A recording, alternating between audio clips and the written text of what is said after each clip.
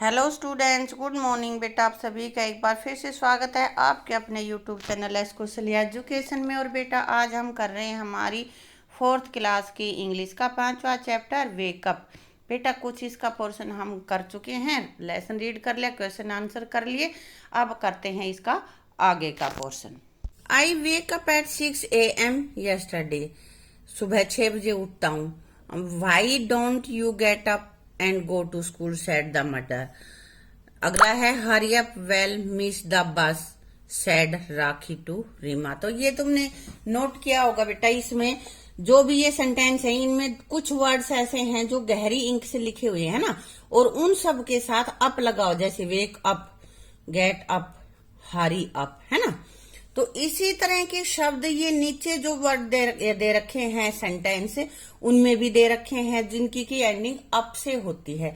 तो कहता है कि इनके मीनिंग समझो सेंटेंस से और फिर अपना सेंटेंस बनाओ। तो देखो, जैसे अपने पास ये सेंटेंस है पहला, she has made her mind to join army.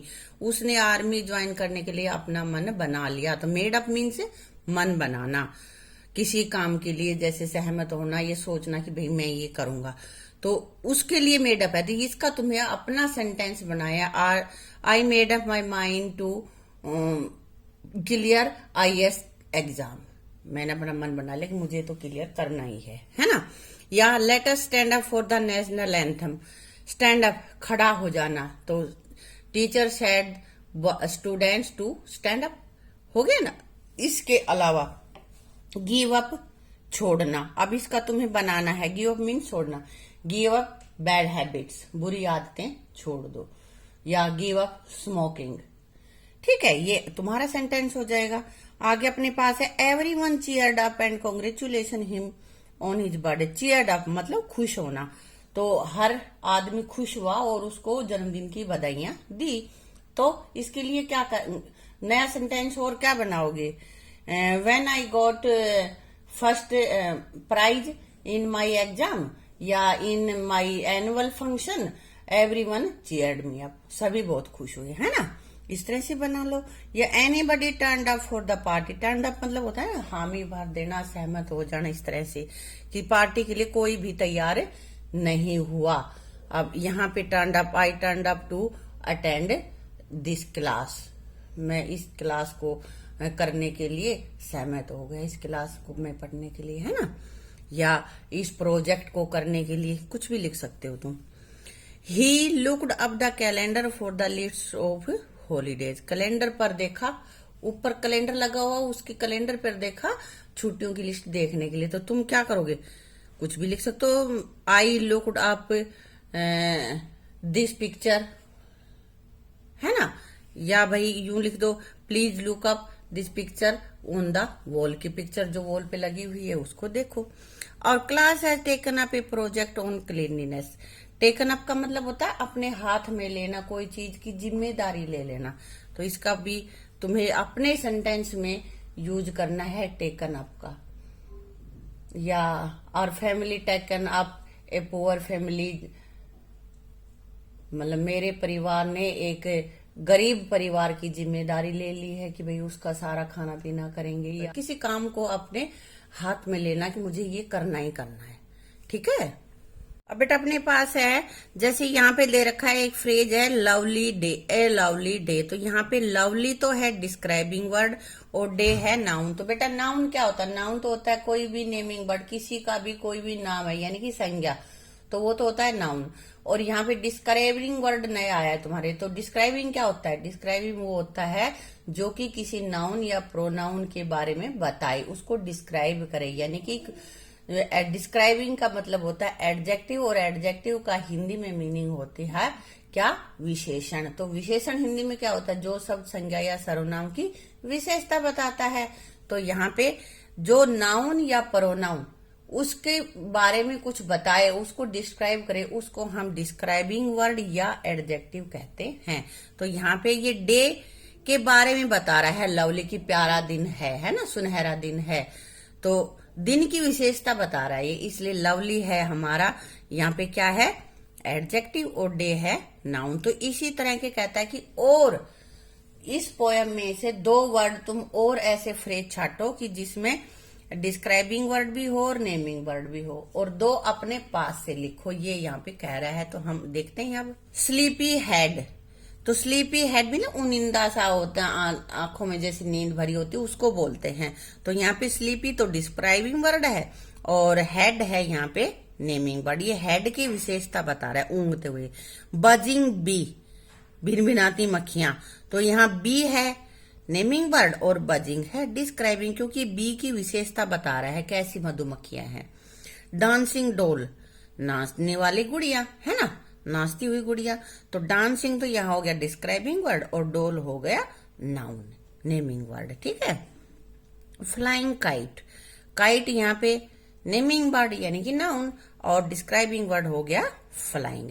अब बेटा जरूरी नहीं है जो मैंने ये 2 अलग से लिखे हैं, ये 2 तो पोएम से हैं, ये तो पोएम से लिखने ही है। नीचे के 2 हैं, इनकी जगह तुम कोई और भी लिख सकते हो, जैसे nice day, good day, beautiful flower वगैरह, जो भी तुम्हें अच्छा लगता है वो वाला लिख लेना यहाँ। अब बेटा जैसे अपने पास डिस्क्राइबिंग वर्ड थे बजिंग, डांसिंग, फ्लाइंग आदि, है ना। तो इसके अंदर क्या है, बज जमा आईएनजी, डांस जमा आईएनजी ऐसे ही लगाया हुआ है ना। तो इसी तरह से हम वर्ब के अंदर भी आईएनजी लगाते हैं, और जब उसके साथ आईएनजी जोड़ते हैं तो कुछ वर्ड तो ऐसे होते हैं कि सीधे सीधे उन पे जोड़ देते हैं, जैसे बज जमा आईएनजी बजिंग, स्लीप जमा आईएनजी स्लीपिंग, प्ले जमा आईएनजी प्लेइंग, ये तो एज इट इज रहेगी। लेकिन कुछ बेटा ऐसे होते हैं जिनमें कि पैटर्न बदल जाता है, सेम ऐसे नहीं लगता।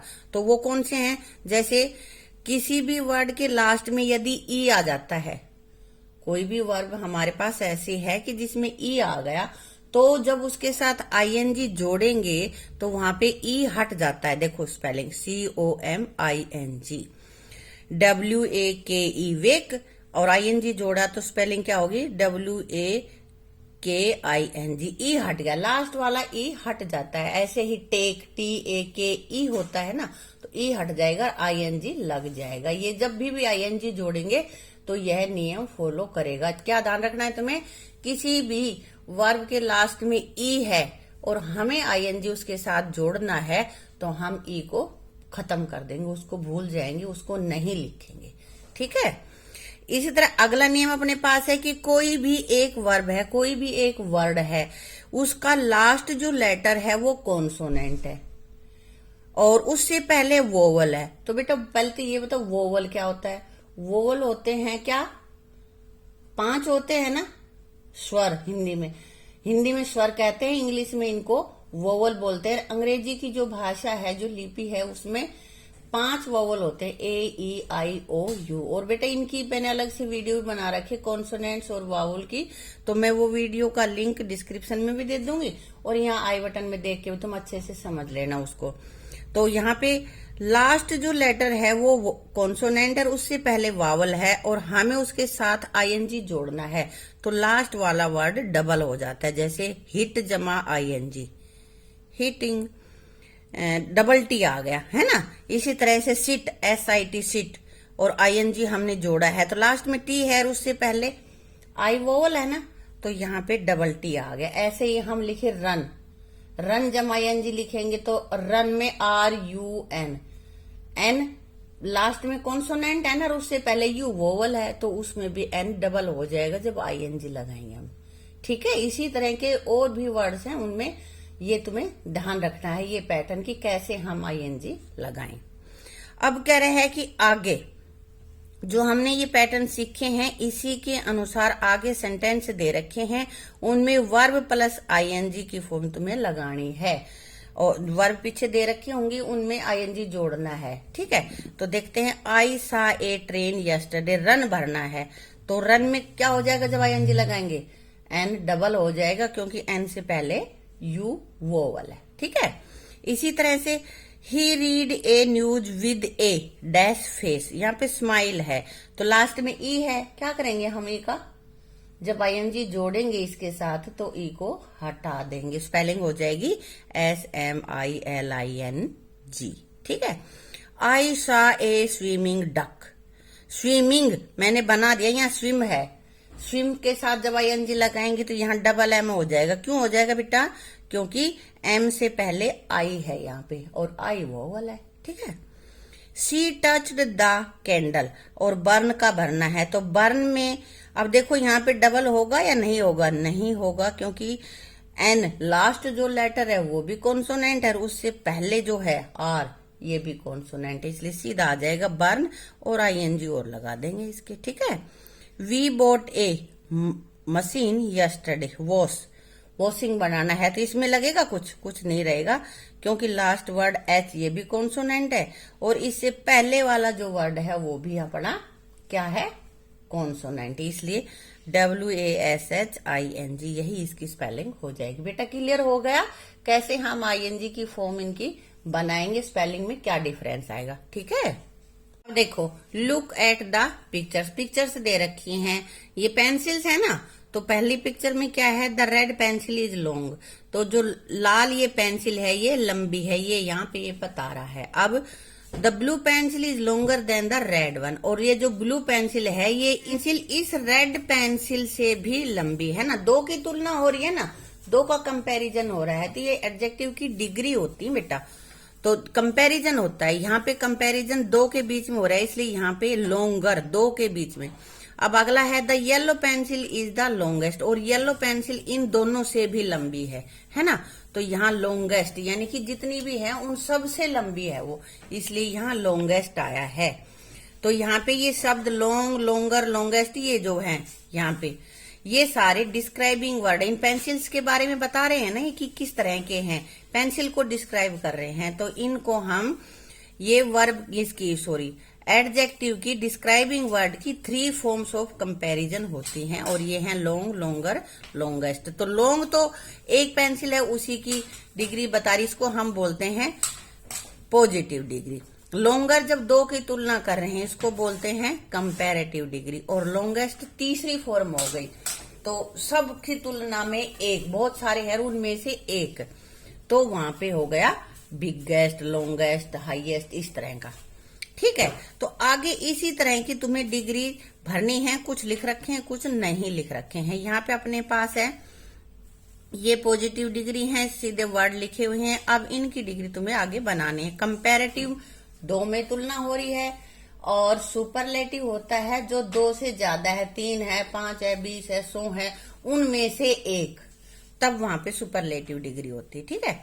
तो लॉन्गर इनमें कंपैरेटिव में ER लग जाता है साथ में, और सुपरलेटिव में EST साथ लग जाता है। जो पॉजिटिव डिग्री का जो वर्ड है ना, जो वर्ड है उसके साथ कंपैरेटिव जब डिग्री बनाएंगे तो ER और जुड़ जाएगा, और सुपरलेटिव डिग्री बनाएंगे तो उसमें EST जुड़ जाएगा, ठीक है। तो अब देखते हैं डार्क, तो डार्क का जब कंपैरेटिव डिग्री बनाएंगे इसकी तो क्या होगा, डार्कर, ER और जोड़ दी हमने, और इसमें EST, तो स्पेलिंग सेम ही रह जाएगी, सिर्फ EST और जुड़ जाएगा। इसी तरह अगला ये मैंने लिख दिया, ये तुझे बना के खुद को लिखना है तुम्हें, ठीक है। इसके साथ ही अपनी इस वीडियो को यहीं पे समाप्त करते हैं, और आगे का पोर्शन जो बचा हुआ है उसको पढ़ेंगे अपनी अगली वीडियो में, ठीक है। Thank you.